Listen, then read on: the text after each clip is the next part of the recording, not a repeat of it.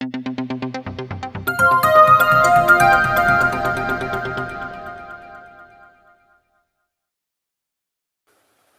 दोस्तों, जय महाराष्ट्र। जागो इंडिया जागो में आप सभी का हार्दिक स्वागत है। तो दोस्तों, आज बहुत बड़ी खुशी का दिन है कि जिस चीज़ का हम इंतज़ार कर रहे थे वो चीज़ तो सरकार द्वारा निर्गमित की गई, लेकिन उसके अंदर भी बहुत सारे ऐसी चीज़ है कि जहाँ पे किसी का अधिकारों को हनन भी किया जा रहा है। लेकिन पहले हम इस पर चर्चा करते हैं कि जो खरीदी बिक्री का जीआर यानी अभय योजना, एमनेस्टी स्कीम जो सरकार ने लाई है खरीदी बिक्री के लिए, वो क्या है, इस विषय में पहले बात कर लेते हैं। क्योंकि आपको पता होगा, मुंबई में अनेक वर्षों से प्रलंबित एसआर योजना में अभय योजना लाने का काम ये तत्कालीन सरकार ने किया है, जिसके विषय में कई वर्षों से इस पे चर्चा होती रही है, लेकिन ये चीज़ नहीं आई थी। अब ये 1 अक्टूबर 2024 को निर्गमित की गई है और इसके क्या नियम्स है, क्या चीज़ है, ये किस लिए लाएगी, उस विषय में हम थोड़ा बात कर लेते हैं। फिर इसके नियम्स भी जानेंगे कि आपको कैसे एप्लीकेशंस करना है, क्या करना है, कहाँ करना है, इसके चार्जेस क्या होंगे, जो ट्रांसफ़र चार्ज और जो नियमित रेगुलाइज करने का चार्ज है वो दोनों मिला के क्या होगा, कितना होगा, इस विषय पे हम बात करेंगे। इसके अंदर कौन सी स्कीम आएगी, कौन सी स्कीम नहीं आएगी, कब तक की स्कीम डाली गई है, कब तक की स्कीम नहीं है, इन सब चीज़ों पे हम बात करेंगे। तो आइए दोस्तों, आपको पता है कि ये सारी योजना में भ्रष्टाचार के चलते 15 से 20 साल या उससे भी अधिक वर्षों तक बहुत सारी योजना आज भी प्रलंबित है, जिसके कारण मजबूर होकर झोपड़ी धारकों को अपनी समस्याओं के निवारण के लिए झोपड़ी खरीदी बिक्री करना पड़ता है। अब प्रॉब्लम ये होता है कि अचानक मेरे पास कोई बड़ी समस्या आई, भाई इंसान के पास उसकी जो मकानों के अलावा उसकी कोई पूंजी नहीं होती झोपड़ी धारकों में। अब समझो उसी किसी काम की वजह से उसको बेचना है। अब यहाँ पे एसआरए स्कीम है, उस एसआरए स्कीम में भाई वो जहाँ पे चल रही है वहाँ पे रुकी हुई स्कीम है, या उसकी जो गति है वो कछुए क्या खटमल की तरह चल रही है। अब इसके अंदर वो व्यक्ति क्या करे, उसके सामने मरता क्या न करता, उसके सामने एक ही रास्ता है कि भाई ये झोपड़ी को बेच दे। अब प्रॉब्लम ये है कि वो जो व्यक्ति जिसने खरीदा है, अब उसने खरीद तो लिया, डॉक्यूमेंट बनवा लिए, सब कुछ कर दिए, लेकिन एनेक्सर 2 परिशिष्ट 2 में तो नाम पहले वालों का ही होगा, क्योंकि वहाँ कोई भी प्रावधान नहीं था। वो प्रावधान नहीं होने के कारण लोगों में रोष व्याप्त होने लगा कि भाई हम इतने साल से रह रहे हैं यहाँ पे, झोपड़ी खरीदने के बाद भी 5-5, 10-10 साल से हम यहाँ पे रह रहे हैं और फिर भी हमारा नाम नहीं आ रहा है। अब इसके अंदर कहीं कहीं तो क्या है, ब्लैकमेलिंग चालू हो गई कि भैया जो पहले का झोपड़ी धारक है वो जिसको बेचा हुआ उस झोपड़ी धारक को कहता है कि भाई आप मुझे इतने पैसे दो तो मैं आपको वहाँ से पोजीशन लेके आपको मैं हैंडओवर करता हूँ, बाद में जब ट्रांसफ़र कराने का रहेगा तो आप मुझे इतने पैसे दीजिए। तो ये यहाँ पे ब्लैकमेलिंग चालू हो गई, जिससे लोगों को तकलीफ़ होने लगी। अब ये चीज़ें तो सरकार मुझसे नहीं पूछ सकती कि आपको कैसे पता, ये तो शायद सरकार पूछेगी भी नहीं, क्योंकि देखिए हमारा जो चैनल है जागो इंडिया जागो, उसके ऊपर इस सारे से संबंधित हमारे हज़ारों सब्सक्राइबर हैं, हज़ारों दर्शक हैं, उनके फ़ोन्स आते हैं, वो हमें बताते हैं कि उनकी हालत क्या है। कितने लोगों ने तो यहाँ पे कहा था कि भाई हमारे लिए तो एक ही रास्ता है कि अभी हम पूरे परिवार के साथ आत्महत्या कर ले, क्योंकि हमारा घर नहीं तो हम जाएँ कहाँ। ये बहुत सारी चीज़ें थी जिसके ऊपर सरकार ने आखिर में थका हार कर ये राजनीतिकरण है, ऑटो की राजनीति या जो भी हो, वो बाद में हम बात करेंगे।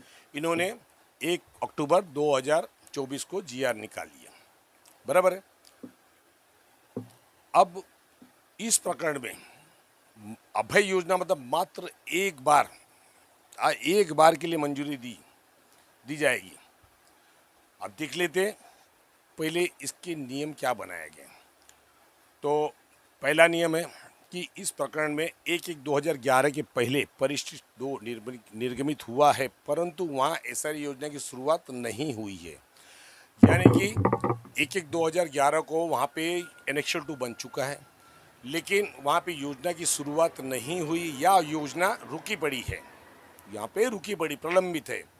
उसी योजना के झोपड़ीधारकों द्वारा खरीदी बिक्री के हस्तांतरण को मूल परिशिष्ट 2 में नाम समाविष्ट करने के लिए अभी इसमें क्या हो गया कि जो झोपड़पट्टी के यहाँ पे योजना रुकी पड़ी है, उस योजना में जो झोपड़ीधारकों ने घर बेचा है, अब ये कब तक के लिए लागू है? जो 1/1/2011 के पहले एनेक्शन 2 बने हैं, मतलब 1/1/2011 के पहले के एनेक्शन 2 बने, मात्र उन्हीं के लिए।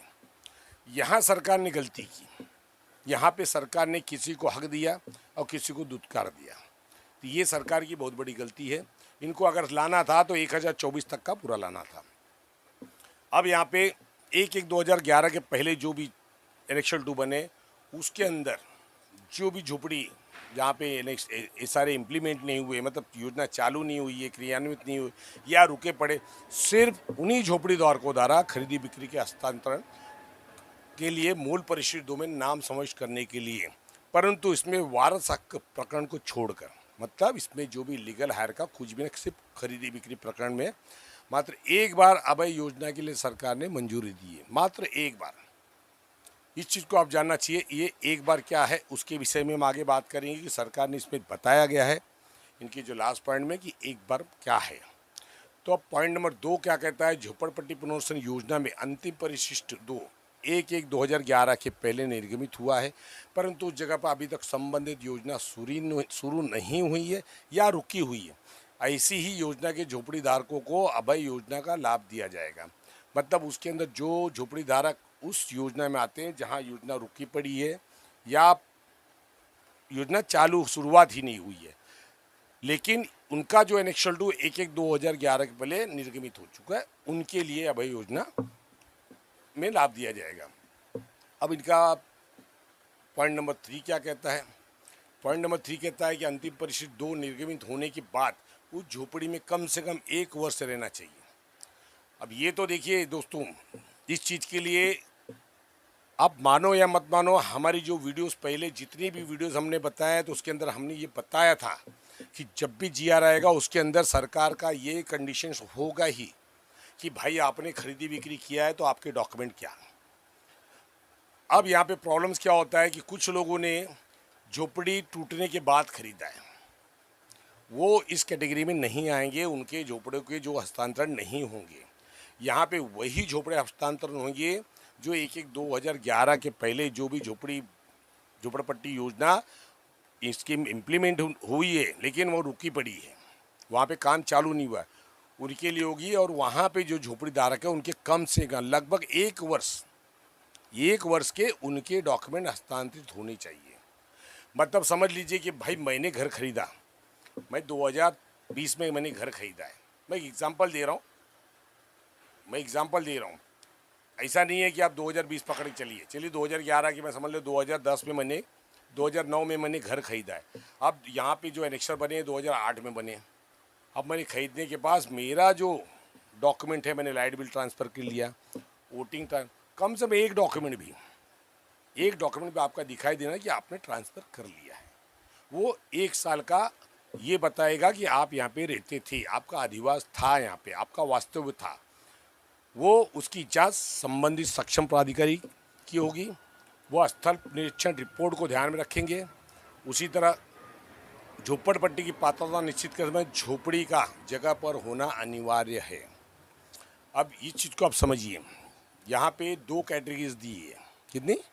2 कैटेगरी दी है। एक में क्या कर रहा है, कह रहे हैं कि भाई जो भी वहाँ पे झोपड़पट्टी वाले उनके 1 साल, लगभग 1 साल की पुरावे होनी चाहिए और उसका जो भी स्थल निरीक्षण होगा उसका रिपोर्ट ध्यान में रखा जाएगा, जो कि सक्षम प्राधिकारी जो एनेक्सर बनाते हैं वो सक्षम प्राधिकारी की बात कर रहा हूँ मैं, वो सक्षम प्राधिकारी उस चीज़ का संज्ञान लेंगे और पात्रता निश्चित करते समय झोपड़ी का जगह पर स्थल पे होना अनिवार्य है, झोपड़ी वहाँ पे होनी चाहिए। एक कैटेगरी ये आई पॉइंट नंबर 3 में। अब पॉइंट नंबर 3 क्या कहता है कि अंतिम परिशिष्ट 2 निर्गमित होने के बाद परंतु इस सारी योजना बांधकाम के लिए या न्यायालय के आदेश में झोपड़ी निष्कासित की गई है, ऐसे प्रकरण में।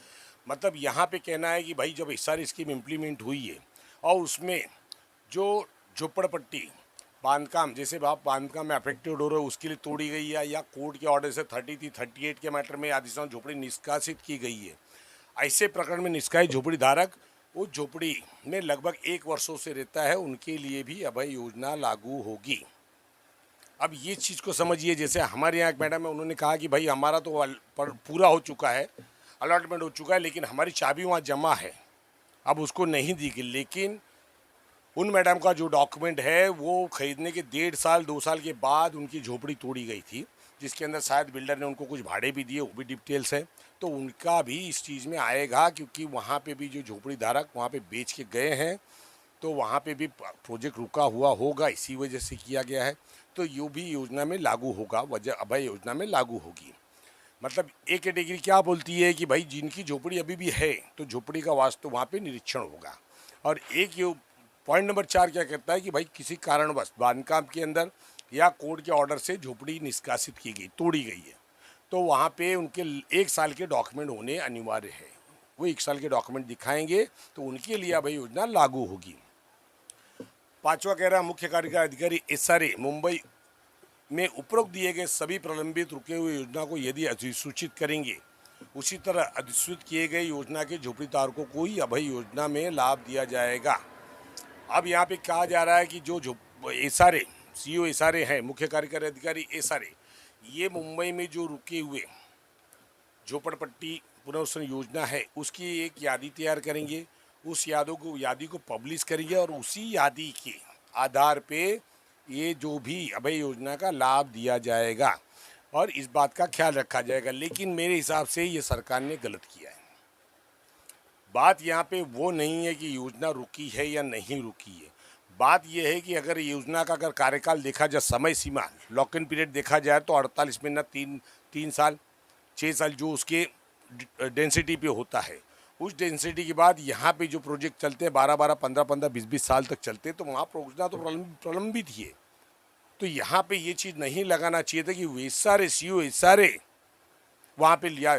भाई वहाँ पे ये देखा जाएगा कि भाई जो व्यक्ति खरीद बेच के गया है एनेक्सर बनने के बाद, तो शायद उसका कोई मजबूरी थी तो बेच के गए, तो दूसरे व्यक्ति वहाँ पे आए, उन्होंने खरीदा है, तो उनको उसका लाभ मिलना चाहिए अगर उस वहाँ पे 1 साल के डॉक्यूमेंट है, तो ये चीज़ रखना चाहिए था। लेकिन ये पॉइंट डाल के लोगों यहाँ पे सरकार ने उन व्यक्तियों को अधिकारों को हनन कर दिया है जिनकी योजना का नाम उस यादी में नहीं आएगा। तो ये यहाँ पे सरकार का गलत रवैया है। अब 6वां पॉइंट क्या करता है कि उपरोक्त परिच्छेद क्रमांक 3 प्रकरण में लागू झोपड़ी पत्र सक्षम पदाधिकारी को उनके समक्ष आदेशानुसार जोड़ पत्र।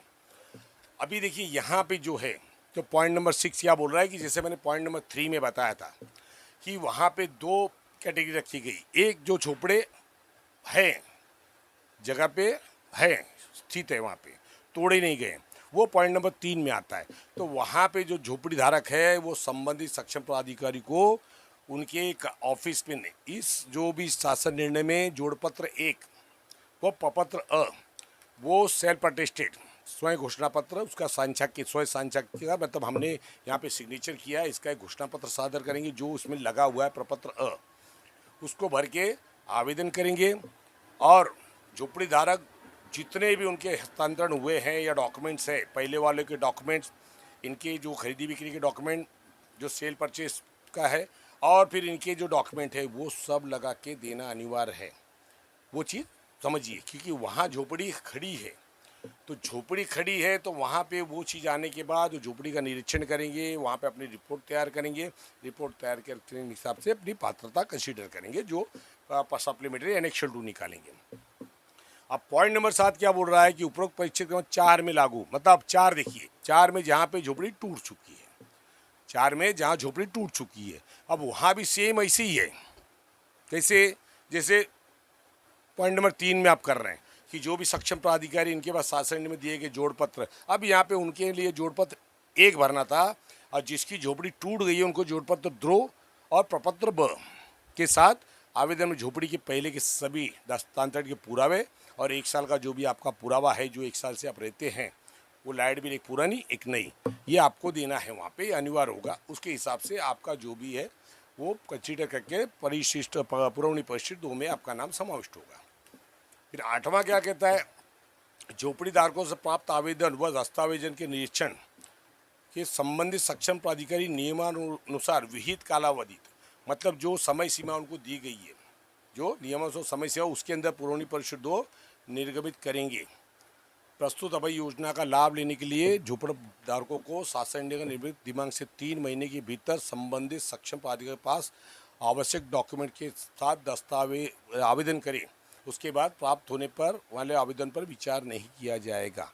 अब इसके अंदर ये बताया जा रहा है कि भाई जो भी व्यक्ति है वो वहाँ पे अपने सक्षम प्राधिकारी जो है कंप्लेंट अथॉरिटी के यहाँ पे आपका जो भी कैटेगरी 3 आती है या 4 आती है, जो पॉइंट नंबर 3 में जिसकी झोपड़ी टूट गई है, जिसकी झोपड़ी बची है या जिसकी टूट गई, ये 2 कैटेगरी। आप जिसकी झोपड़ी वहाँ पे अभी है जगह पे, तो उनको जोड़पत्र 1 और प्रपत्र अ भरना है। जिसकी झोपड़ी टूट गई है, योजना में टूट गई, उसको जोड़पत्र 2 और प्रपत्र ब भरना है और उसके साथ सब डॉक्यूमेंट लगा के वो सक्षम प्राधिकारी को देना है। अब सक्षम प्राधिकारी के यहाँ पे इनको दिया गया है कि सक्षम प्राधिकारी को जो भी शासन निर्णय 1 अक्टूबर 2024 के बाद 3 महीने के भीतर आपको आवेदन वहाँ पे सबमिट करना है और वो डेट के बाद 3 महीने के बाद जो भी एप्लीकेशन आएंगे उस पर विचार नहीं किया जाएगा। इस चीज़ को आप बराबर ध्यान रखिए। इसलिए मैं जो आपको कह रहा हूँ उस हिसाब से आप लोगों को अपनी तुरंत से तुरंत इस चीज़ को आप पुटअप कीजिए। वो लिस्ट बाद में आने दीजिए, लेकिन आपका जो है हक वो आप उसके अंदर डालिए, एप्लीकेशन फाइल कीजिए।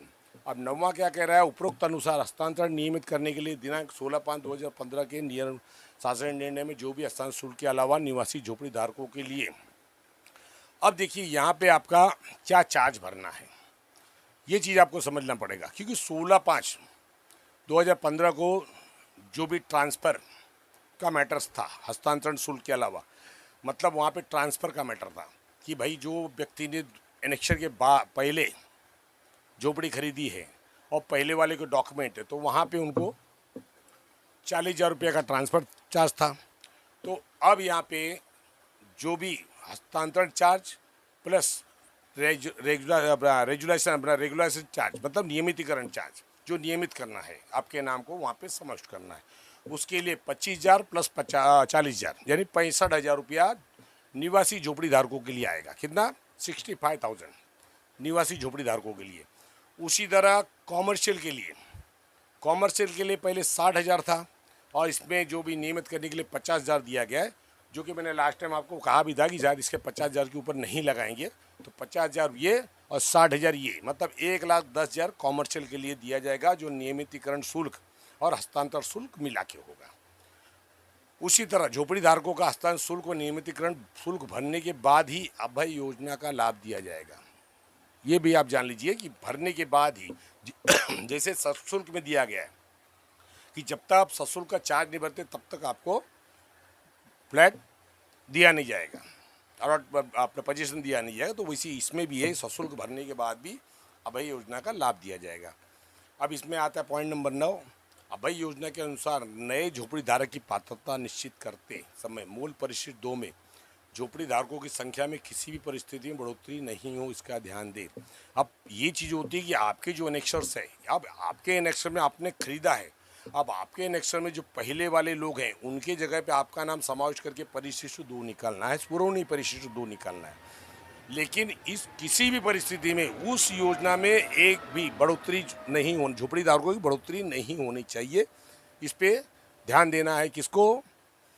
जो सक्षम प्राधिकरण उनको। अब पॉइंट नंबर 10 क्या कहता है, प्रस्तुत योजना एक बार अभय योजना संबंधित होने से अभय योजना के अनुसार पुरवनी परिशिष्ट 2 बनाने के बाद उसने पात्र झोपड़ी धारकों को उसके पश्चात खरीद बिक्री या अन्य प्रकार, मतलब उसे वारस हक छोड़ के अन्य प्रकार के होने वाले हस्तांतरण के अनुसार किसी भी परिस्थिति में नई झोपड़ी धारकों को पुनर्वसन सदनिका का लाभ नहीं दिया जाएगा। इस विषय में एसआरए मुंबई द्वारा प्रसिद्धि किया जाए। अभी पॉइंट नंबर 10 ये कह रहा है, अब देखिए एक बार ये अभय योजना, अभी जैसे मैंने कहा ना कि एक बार के लिए अभय योजना दी गई है, तो एक बार की अभय योजना ये है कि अभी जो भी व्यक्ति इसका लाभ लेता है उसके बाद वो व्यक्ति किसी दूसरे को बेच नहीं सकता है, सिवाय आपके वारस ट्रांसफ़र के अलावा उसमें हस्तांतरण नहीं होगा। उसमें किसी भी, जैसे आपने क्या किया, यहाँ से अपना नाम ट्रांसफ़र करा लिया, अब आपने दूसरे को भेज दिया, तो उसके अंदर वो ट्रांसफ़र नहीं होगा और नया जो भी व्यक्ति आपका रूम खरीदेगा उसको उस योजना में लाभ नहीं दिया जाएगा, अभय योजना में लाभ नहीं दिया जाएगा। इसके लिए कहा गया एक बार के लिए एमएनएसटी योजना है ये। एमएनएसटी स्कीम का मतलब अभय योजना, आपको एक मौका दिया जा रहा है, बस उस मौके के अलावा बाद में मौका नहीं मिलेगा। लेकिन दोस्तों यहाँ पे सब चीज़ें सही है, लेकिन मैं सरकार से एक रिक्वेस्ट करूँगा इस चीज़ों को संशोधन में लाया जाए, क्योंकि यहाँ पे जो 1/1/2011 का जो एलओआई दिया गया वो गलत दिया गया। इसमें 1/1/2024 देना चाहिए था, क्योंकि अगर आप अभय योजना दे रहे हैं तो उसके अंदर सबके लिए समानता होनी चाहिए।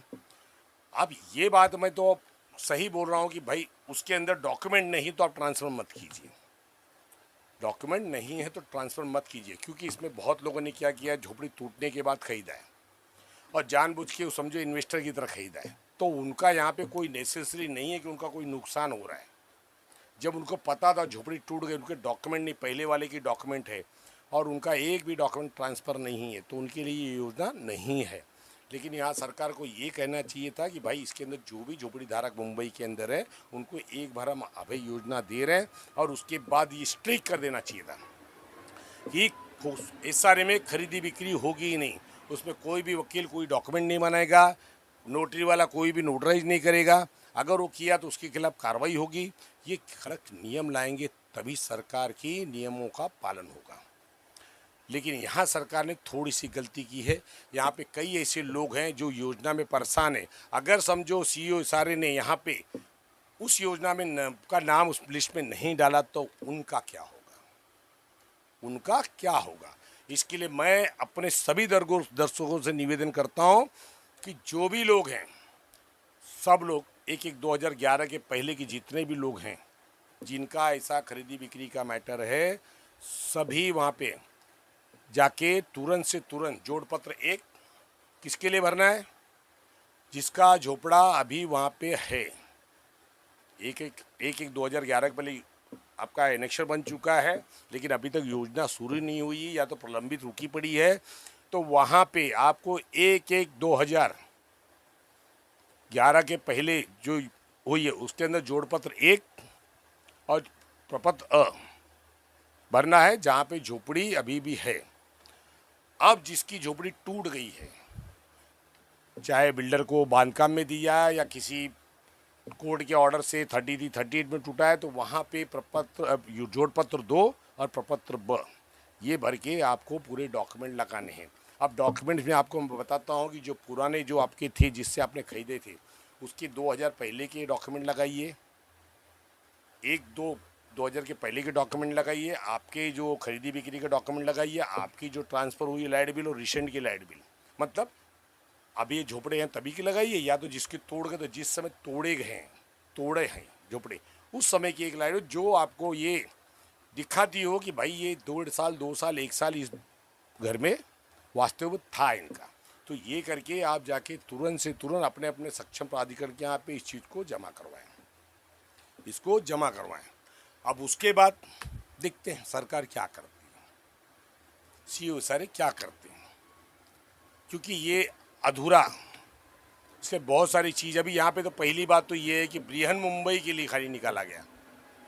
ऐसे तो बहुत सारी महानगर पालिका है तो उनके लिए क्यों निकाला, सबके लिए निकाला, लेकिन ये बृहन मुंबई में इसलिए निकाला गया कि बृहन मुंबई में 97 से ये सारी योजना चालू है, बाकी जगह पे अभी शुरुआत हुई है, तो इसके लिए यहाँ पे निकाला गया। लेकिन यहाँ पे निकाला भी गया तो यहाँ पे एक बार अभय योजना उन लोगों को देना चाहिए थी जो 2024 तक की अभी तक के जो एलओआई मिले, या तो 2020 तक की एलओआई को तक लाना चाहिए था। ये 2011 का जो पकड़े वो गलत है, जिसके अंदर 2012 में बहुत सारी योजनाएं रुकी, उनके लोगों का क्या।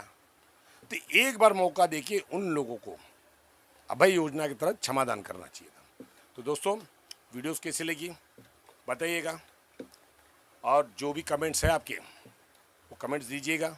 क्या योजना के बारे में जो भी जानकारी कुछ मैंने आपको बराबर नहीं समझाया या आप समझ नहीं पाए उसके बारे में बताइएगा, तो उस विषय में भी हम बात करेंगे। तो हमारा जो जागो इंडिया जागो है चैनल है, ये आपकी हर समस्या के बारे में जानता है, हर समस्या को दिखाएगा, क्योंकि आपकी जो समस्या है सारी की वही हमारी है। इसलिए हर व्यक्ति को लगता है कि भैया आप मेरी समस्या के बारे में बात कर रहे हैं, तो हमारा जो भी दुख है, दर्द है, एक है, इसलिए हम एक हैं। तो आपको खाली इतनी खुशखबरी दे दूँ आज कि आज एक जीआर ये भी आ गया। दूसरी खुशखबरी ये दे दूँ कि हमारे जो 2 एपिसोड चले थे, जो हमारे वडाला के प्रवीण चंद्र तिवारी जी थे, उनका एक बार तो उनको जो भी उन्होंने कंप्लेंट की थी उसके ऊपर जो भी उनके साथ छल कर रहा था उनके खिलाफ एफआईआर हो गया था, प्राथमिकी दर्ज हो गई थी। अब उनका एसआरए में जो मैटर चल रहा था उसके अंदर जो चंद्रकांत पवार साहब है उन्होंने भी उनके फेवर में ऑर्डर दे दिया है, और इसलिए चंद्रकांत पवार जी को लिए हम धन्यवाद कहते हैं। और उन बूढ़े दादा के लिए उनकी जो भी लड़ाई थी उस लड़ाई को हम अप्रिशिएट करते हैं और सैल्यूट करते हैं। तो धन्यवाद दोस्तों, बने रहिए जागो इंडिया जागो के साथ में। मिलेंगे नेक्स्ट वीडियो में किसी और विषय पे। धन्यवाद। जय हिंद, जय महाराष्ट्र।